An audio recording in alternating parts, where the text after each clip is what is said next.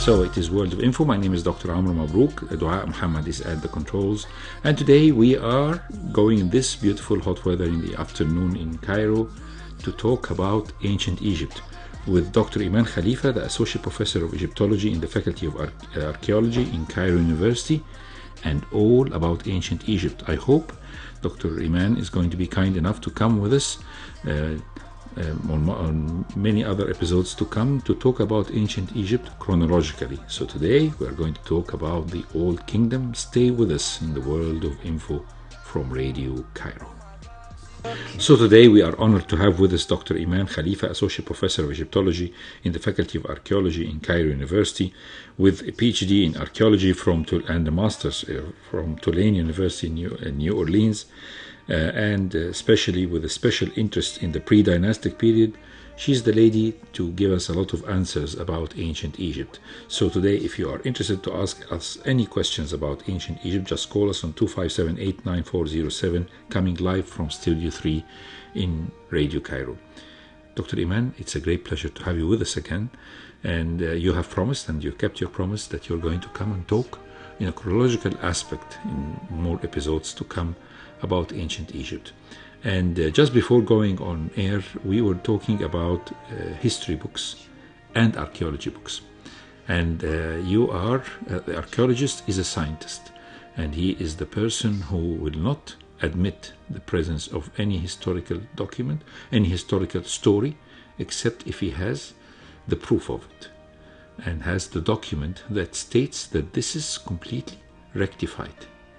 So, what's the difference between history and archaeology? Well, first of all, thank you for having me. It's a pleasure to be here, and I sure enjoy it. Well, in a nutshell, if we want to talk about the difference between history and archaeology, they're not that different. But when we study archaeology, we rely more on what we have. If we want to think about ancient Egypt, we want to get the idea what the ancient Egyptians thought or wrote directly, officially, or on a microhistory level. If persons, individuals, wrote about something indirectly, that's what we get. That's what we want to look into and consider that when we want to tell the history. For example, today we want to talk about the Old Kingdom. We have scholars who say the Old Kingdom is between the 3rd and the 8th, the 3rd until the 8th dynasty. And others say it's from the 3rd till the 6th dynasty. For an archaeologist, we want to start looking into archaeology, what changes in the archaeological record, and also we want to think historically, but with an archaeological document, what the ancient Egyptians thought. To answer this, most scholars would say the Old Kingdom ended by the 6th dynasty. But what did the ancient Egyptians thought? For example, the Papyrus of Turin, which has a king list. It's a papyrus that dates probably to the time of Ramses II, so it's an ancient Egyptian document. On the back side of this papyrus, there is a king list. It says that the 6th and 8th dynasty were grouped together, were one thing. So that's what the ancient Egyptians thought. And this is why some scholars think perhaps the Old Kingdom ended by the end of the 8th dynasty. Archaeological record, in addition to the Turin papyrus, actually supports that, because at that time, by the end of the 8th dynasty, the capital of the country was moved from Memphis to Heracleopolis, which is in Bani Suef. So that is an archaeological way of looking at things. Historically, or historians, they take that into consideration, but they add more flesh to the bones.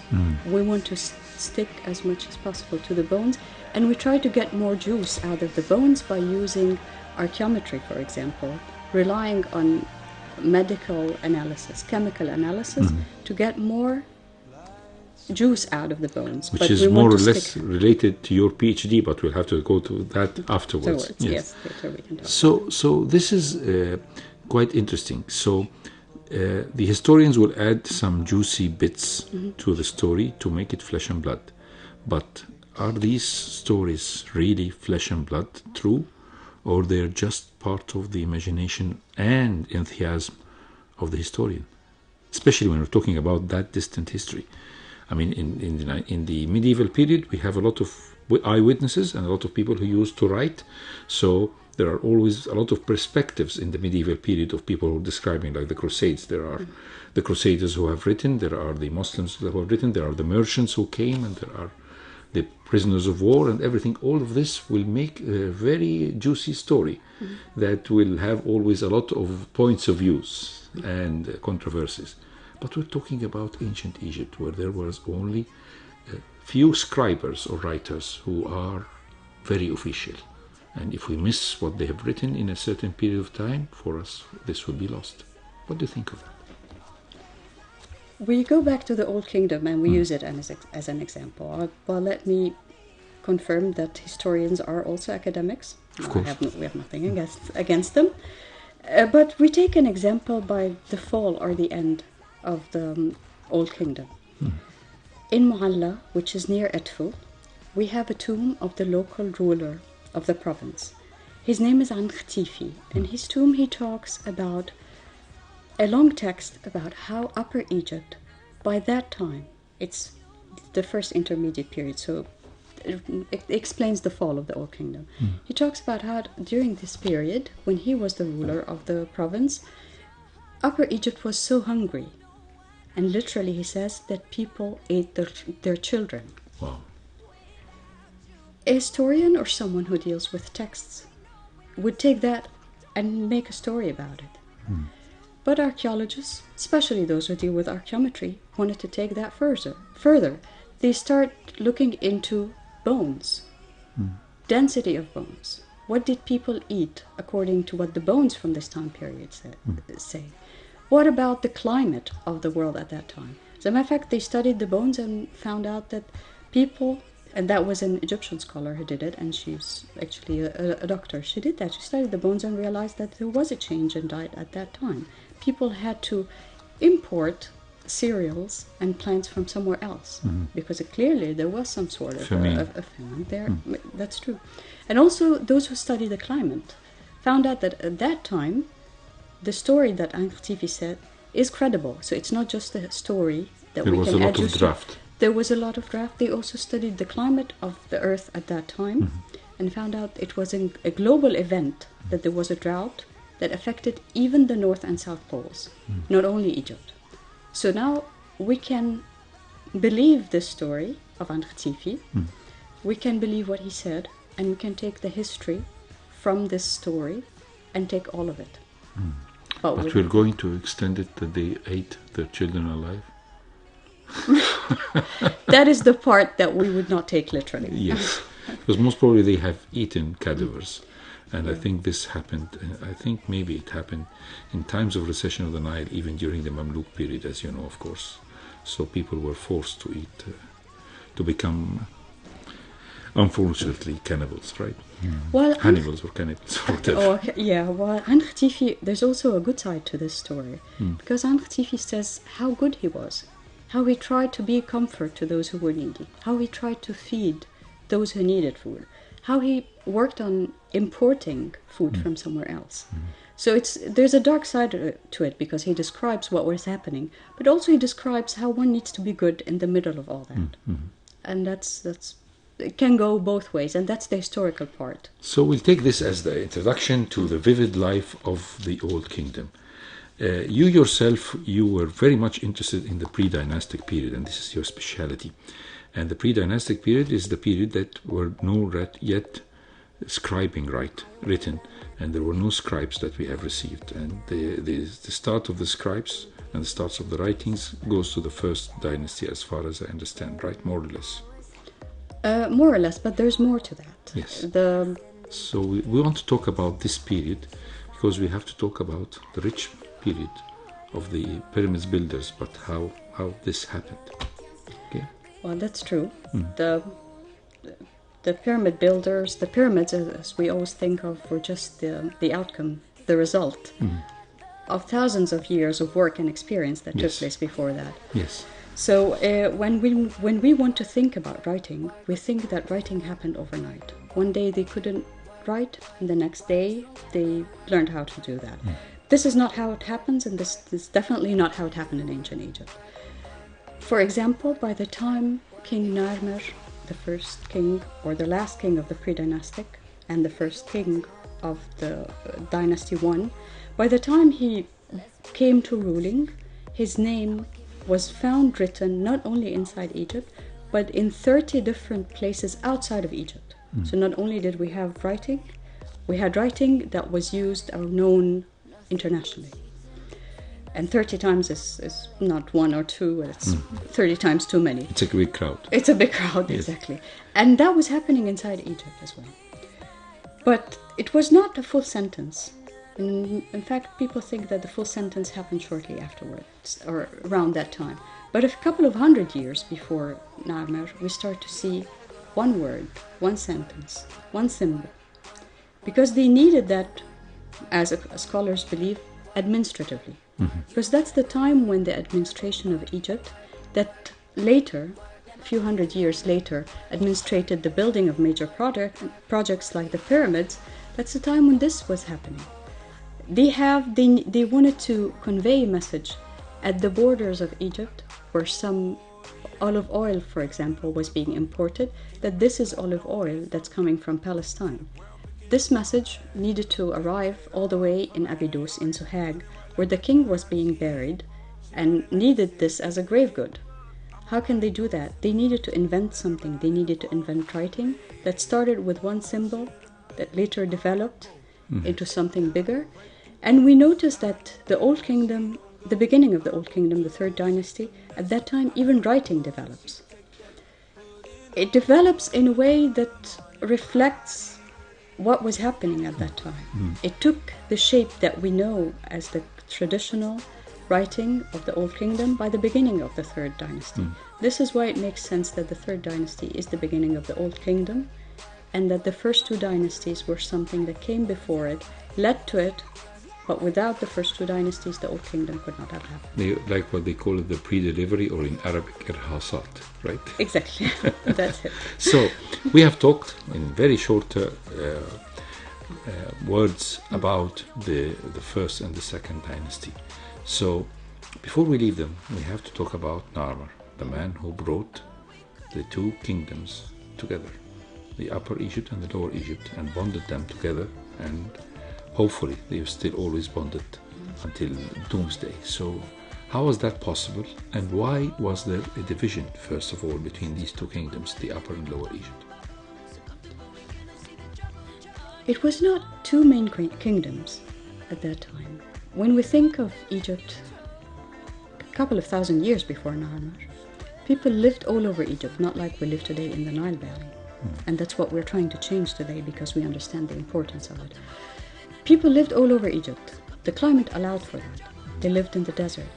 It's a big country and not that many people. They did not need to have an administration. Once, what happened when the climate deteriorated and everything there was a drought that we still live in today. There were so many fluctuations. People all had to move to the nearest permanent water source, and that's the Nile. So it was not two main kingdoms, it's just several places, and each one was developing and gaining power. Someone needed to administrate that. It was not only power, there was trade outside of Egypt that was happening even before Narmer united the country. And he was not the first to unite the country, and he was not the last to unite the country. If we look at the first two dynasties, we see that the first 2-3 kings in the dynasty, their major achievements, according to what we see on their monuments, on the artifacts belonging to that time, their major achievement is always associated with war, unification of Egypt. While if we look at, starting from the 3rd, 4th king of the dynasty, unification is mentioned, but you see that achievements are bigger when it comes to building their tombs. This is what led later to the development of architecture that became the pyramids. Of course, the tombs were built of mud brick, but by the mid-1st dynasty, the tomb of Den, the king Den, who was ruling Egypt at that time, the floor was made of stone. It was granite. So it's the first time that an attempt is made to use stone in building.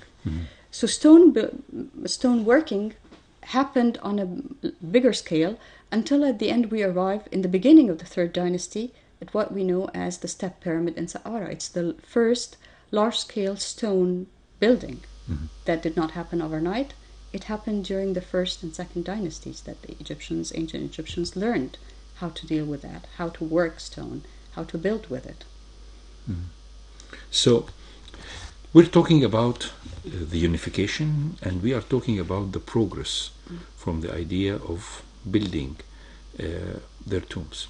How did they get the idea of eternity? Was it simply, as some scholars write, that's the sun that comes from the east and goes to the west in its journey and comes again, give them the idea that there will be definitely a resurrection? Or what pushed them to understand this and therefore motivate them to grab the idea and polish it and pass into the mummification procedure and keeping the body intact for the soul or for the ka to find it?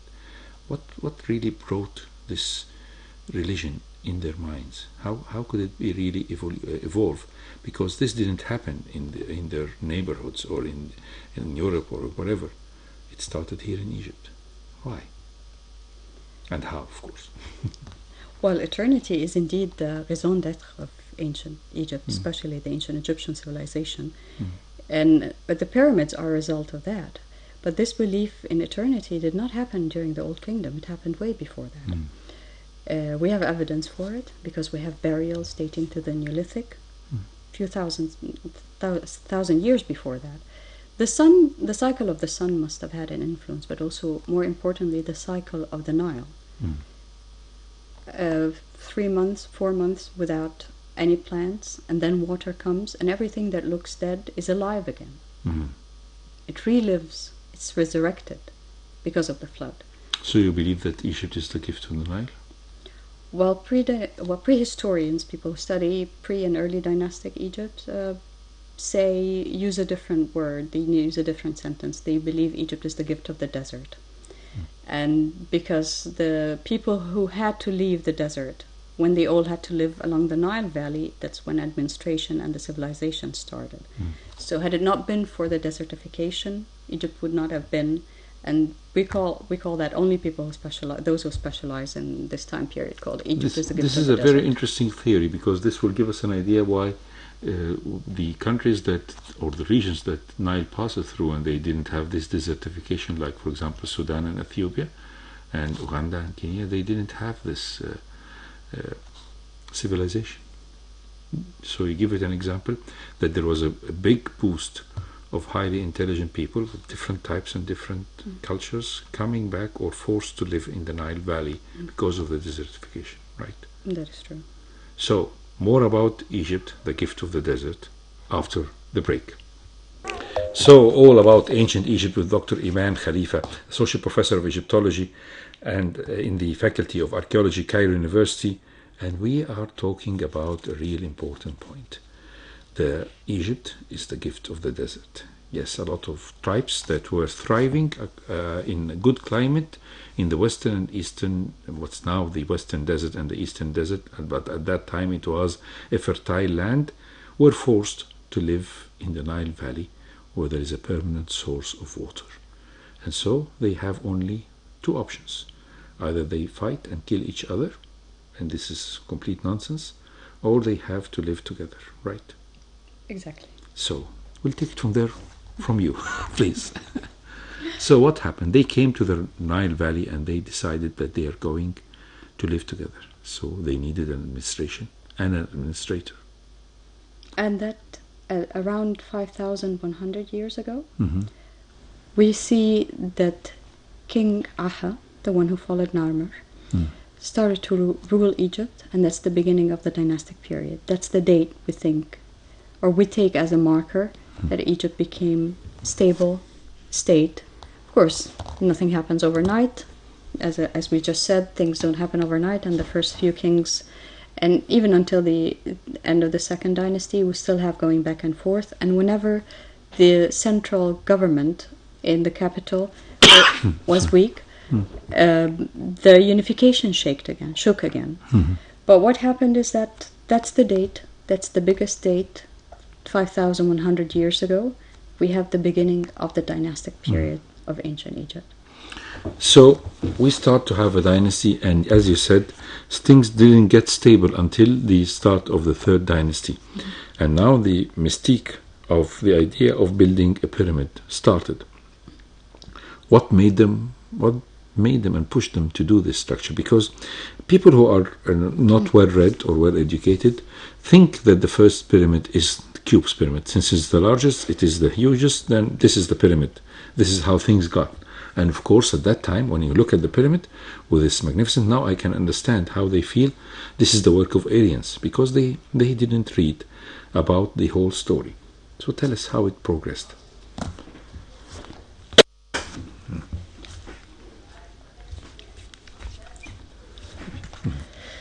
Well, the story started way before the dynastic period. But it started with an idea, with a thought, with a belief.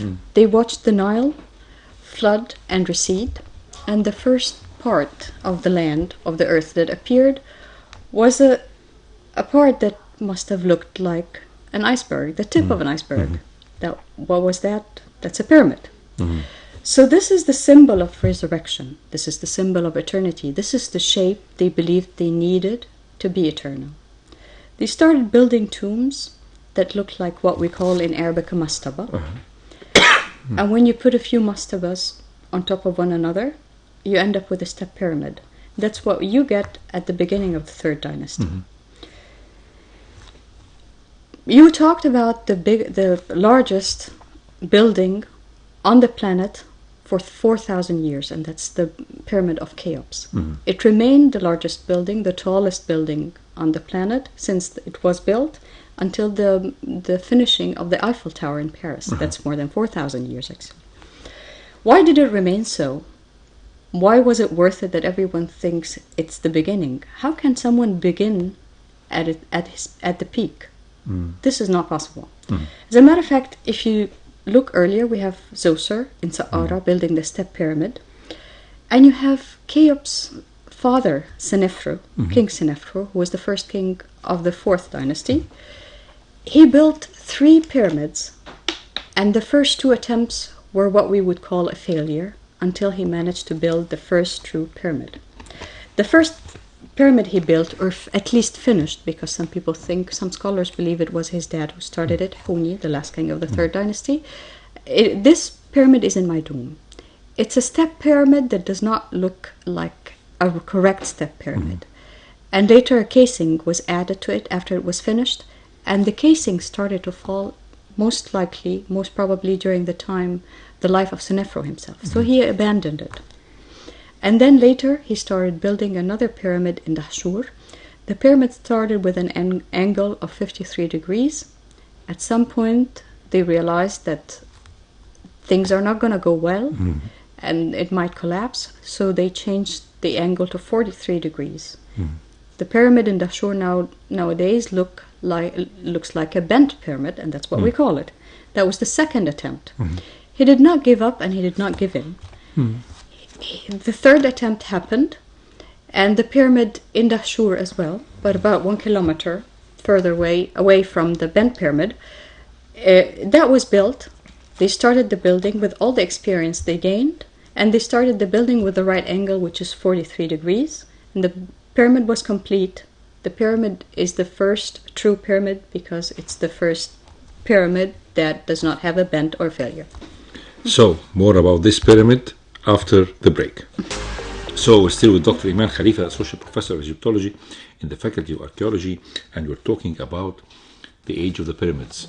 And we're talking about a great man by the name of Senefru, the father of Cheops, and at the same time, the founder of the fourth dynasty. His father belonged to the third dynasty, so it's just a continuation of dynasties. Why was it not called the third dynasty? What makes it different if he's the son of the last king of the third? Well, it's not confirmed that he's the son, but he was definitely the one who followed Huni. Yes. But there was a break. Sometimes scholars put a break because the ancient Egyptians put a break As we said, we gave an example by the Turin papyrus, but it's not the only king list we have. We have king lists in Abydos, in Saqqara. And sometimes scholars put a break because there's a transition, and that's building the pyramid. That can be called a transition as well. And as we just explained, Senefru was completely determined on building a successful, a true pyramid, and which at the end of, after two attempts, in the third he was successful. So we talked about Midum, which is totally a pyramid that went wrong, right? Yeah. And then we talk about two other tombs, two other pyramids that are quite near to each other. The Senefru, which ones are they? So the Dahshur, they are in Dahshur, and we have the Bent and the Red Pyramid. The Bent Pyramid and the Red Pyramid is the first true pyramid. And why is it called the Bent? We said that before the break, but we have to repeat it again to the listeners, right? Because after they started building it, they changed the angle halfway in the building. So one part of it goes at the angle of 53 degrees, and on top of it sits a pyramidion. So on top of the mastaba sits a pyramidion with an angle of 43 degrees. So it looks bent. Yes. But if we go back to the Maidum pyramid, although it was a pyramid that in a way went wrong, there was one successful aspect of it. It contained the first above-ground burial chamber, because before that, all burial chambers were below ground. So that in itself is a success. So we reach the real success, Senefru, which is, by the way, unfortunately, it's not that frequently visited by the tourists, yet it is bigger than Menkaure pyramid, right? More or less. Roughly, yeah. It is it's a big... And this is the final burial place of Senefru? Well, where he was buried exactly, we don't know. But in which pyramid, we don't know. In which one of his pyramids. Because some of those pyramids, or most of them, were looted even shortly after the death of the king himself, who built the pyramids. But if we want to see something that belongs to Senefru, we can visit the Cairo Museum, not only to see a statue of Senefru, but also to see the furniture that was in the tomb of his wife Hetepheres, which is very beautiful set of furniture and very well crafted. It's in the Cairo Museum in Tahrir. Perhaps recently it was moved to the Grand Egyptian Museum, or perhaps it's still there. It soon will be moved. It's in the period of the transition, yes. So Hetepheres, the wife, and she is Mama Khofu, as they say, or Mama Cubes, the mother of cubes, and it's a beautiful room in the second floor, near the collection of Tutankhamun, old times, and you can find really a beautiful collection, especially the seat of her, and the bed of her. And the bed, yes, and also the box, the canopy box. Yes, the canopy box. It's really very beautiful, and they always tell the tourists, this is Mama Cubes. Exactly. So we're talking about Cubes, the son of Senefru. He looked at his father and he watched patiently how his father was building pyramids once and for all, and every time improving on the crafts, and he decided to build a more bigger structure, and that is the most magnificent of all of these pyramids, the Cubes pyramid. And this pyramid in particular sits almost to the north of his father's pyramid, right? Senefru, the perfect one. Why did he transfer it to this place in particular? Why this special place that cubes stand in? When we think of Giza, we think that Khufu, Cheops, Khafra, and Menkaure just followed one another and they all built pyramids in Giza. That's not true. Khufu was followed by, or Cheops was followed by Jedefra, his son, who reigned for between 10 and 14 years. He too had a pyramid, but not in Giza. As a matter of fact, he built his pyramid somewhere else. He built it in Abu Rawash, which is 8 kilometers north of Giza. So we think that Giza all of a sudden is where everything is happening. It's where the largest projects are happening. But and this pyramid was not big. It's not that big, yeah. But it's bigger than what came afterwards, because the 6 largest pyramids were all built within 100 years of one another. And that's the time period we're talking about. So Cubes, the second pyramid to follow Cubes was the pyramid of his son, Jedefra. And how big is that in comparison to the pyramids that we know? it's not fully complete, so it's probably between that, a bit smaller than the second pyramid of Giza. The full scale of is not clear about that, but it was among the largest ones. So it's a project that was aborted because of the death of the pharaoh? I don't think it was aborted. It was finished. So it's a complete project? Yeah, in a way, yeah. Not in a good condition, but it was finished. And then after what? After that? After that, we have Khafra in Giza, back to Giza again, and then Menkaura in Giza. So Khafra is the grandson of Cheops? Or a second son. Either a grandson or a second son. But he was not the one who ruled directly after Khufu or Cheops.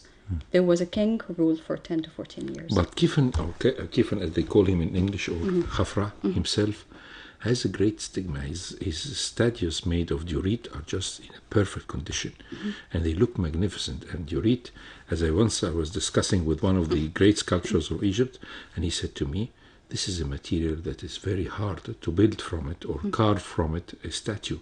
Not to mention how beautiful are the 3 or 4 statues that there of Kifan in the Egyptian Museum in the ground floor.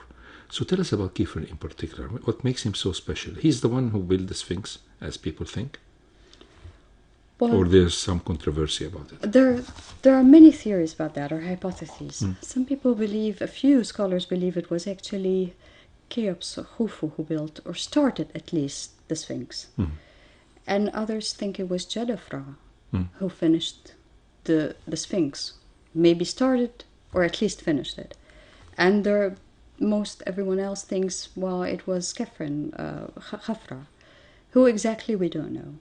But must have been one of the 3, of these 3. And concerning the statues, the beautiful statues of Kifan, I mean, this is very high-tech statues. Yeah, diorite is what geologists would call a basement complex rock, which is the oldest rock that formed on Earth after the big volcano. So it's the hardest. As you say, it's the hardest material. And these statues were originally in the temple of the king. The funerary temple. The funerary temple, which in its way or in its path avoids the Sphinx. So the Sphinx must have been there before the temple was built. So even these beautiful statues make us think of who built the Sphinx, or give us an idea that when these statues were being cut or shaped to be put in the temple, the Sphinx was already there. At least this rock, this piece of stone, that was later carved as Sphinx was sitting there and needed to be avoided.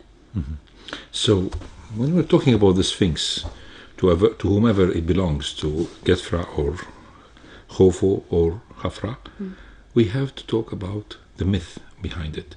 Of course, we have heard a lot of myths about it, but what is the true story? Why is the body of a lion and the face, or the face of a man, they say this is the face of the king, they say it carries the wisdom, it carries a lot of things. What do you think really, as an Egyptologist, not a historian, what do you think of this beautiful, magnificent statue? It's not the only Sphinx. Of course, yes, we know that. Not. Yes, it's not hundreds of them, yes, but I think this is one of the one that is the stigma of Sphinx. I mean, everybody, when you say Sphinx, you will always put it in his mind or her mind. Of course, and most likely it was not the oldest. There is a statue that belonged to right before this statue, and most likely it's only the head that's remaining, but most likely it fitted on top of a Sphinx. But since that's not clear, we cannot really say it out loud, but it looks like the way it was broken. The first thing that comes to mind is that it's a lion, the body of a lion, mighty and strong, and the brain of a human being. So that's intelligence and strength, of course. But lions are also animals that are related to eternity. These are mighty animals that are related to eternity. They are also present outside of the Nile Valley, in the desert. Are they in the desert, or actually, I mean, Egypt has not seen lions really. I mean, they have to be more to the south, to Sudan area, to savanna areas which has plantations, and they can hide and live and hide and seek. I mean, they hide and they seek their hunts. Yeah. So I don't think that were they really inhabitants of Egypt, the lions, or they just more relate to more to the south. Whether lions were actually found their habitat in Egypt or not, that is not clear. But it is now believed that Egypt was a savanna at the time of the Old Kingdom, and when the big drought, came to the globe, that's when Egypt started to turn more into a desert. So there was a drought that made people not have enough water and had to leave the desert. Before that, in prehistory. And there was another drought. The Nile Valley was a savanna. There was another drought at the end of the Old Kingdom that ended the savanna and turned most everything apart from the Nile Valley itself into a desert. This explains that now the lions are, once they perished, but they still lived in the memory of the people, and it was inherited later on as heads of gods and as pictures of them, just part of the religion or theology, right, more or less, because even if they didn't see them frequently, but yet they see their pictures and they find it in their documents, right? That's true. If you look at the pyramids or the temples surrounding the pyramids of the 4th and more importantly the 5th dynasty, which continued the tradition of pyramids but on a smaller scale, you'll see that there are many depictions not only of lions but of animals of the savannah. And this is believed that that's what surrounded the pyramids at that time. And if you look at most of the thrones or chairs of the ancient Egyptians, you will notice that they have hands and feet of lions. And hippopotamus, of course, is one of these animals, yes, which were considered very dangerous, and sometimes they used to kill them because they could really eat up a lot of weeds and a lot of wheat, right, and a lot of plantations. So it was partly they got rid of them by human hands, more or less, right? The hippopotamus played a double role. The female hippopotamus was the goddess Taweret. She was a nice and friendly and family goddess, was always presented as a pregnant hippopotamus, and she was helping wives while they were giving birth and taking care of the family. While the male hippopotamus was a different thing. Those animals floated right beneath the surface of the water and then came out all of a sudden. That was considered to be dangerous. That was considered to be a characteristic of the followers of Seth, the god of evil. Yeah. So we're still in the age of pyramids, and now we find ourselves in a great puzzle. Cubes, understandably, wanted to build a bigger pyramid than his father, but Getfra and Khephren and later on Menkaure built smaller scale pyramids than their great-grandfather and their grandfather and father, presumably. What made them decrease the sizes? And later on we find that the size have decreased. They are almost all what we have found are 139 pyramids, as you have just said. So what decreased the scale? Not increase anymore. Well, some people say the resources were running low. Others say that the resources were not running low because the pyramid of Menkaure has granite. It's not all made of limestone. So they abandoned quantity and looked into quality in a way. But quality was, of course, good from the beginning, or especially before that, we would say. So there are many reasons, but we can see that things started to change. After the 4th dynasty, the 5th dynasty built smaller pyramids, not even in Giza, but outside of Giza, in Abu Sir, but they looked into other things. They started building in the 5th dynasty sun temples, and they invested more in sun temples than their pyramids. Only one of the pyramids of the 5th dynasty is as big as that of Menkaure, but they invested more into which in is the where, sun please? That is the one built by Nefer Irkara, and that's in Abu Sir. That's also a part of the Giza cemetery, but not in Giza itself. So the 5th dynasty looked into other things. building some sun temples, because now Re, as we call him, the sun god, became important, and he needed his own temples. So that made the projects of the pyramids on a smaller scale, because they built the sun temples. So they invested in God more than they invested in man, if you may use the expression. In the tomb of the man, I mean. If king was God, then it's a double investment. But if there's another god coming into the picture, or an older god now rising again, then that's a different matter. Until we see by the end of the 5th dynasty, the king needed pyramid texts. He needed to have written recitations inside his burial chamber. Of course, we know that these were known before. It's just the first time they decided to write them inside the burial chamber of the king. Why did he need this help? Why did they want to make sure that he had this help? That's the question. That the answer is in the question, is that they needed that because something was changing as well. So religion is evolving, and there is an evolution, and the way that theology is mixing and matching in the minds, and the brilliant minds not only of the king and the royal family, but also with the people who were chosen to be the priests. So they are working on their minds and changing the whole religion, how it's working. So before we leave, we have to talk about two things. At that time, there were the first thing, which is the building of the pyramids. We have heard so much about the bad theories or the false theories of building the pyramids.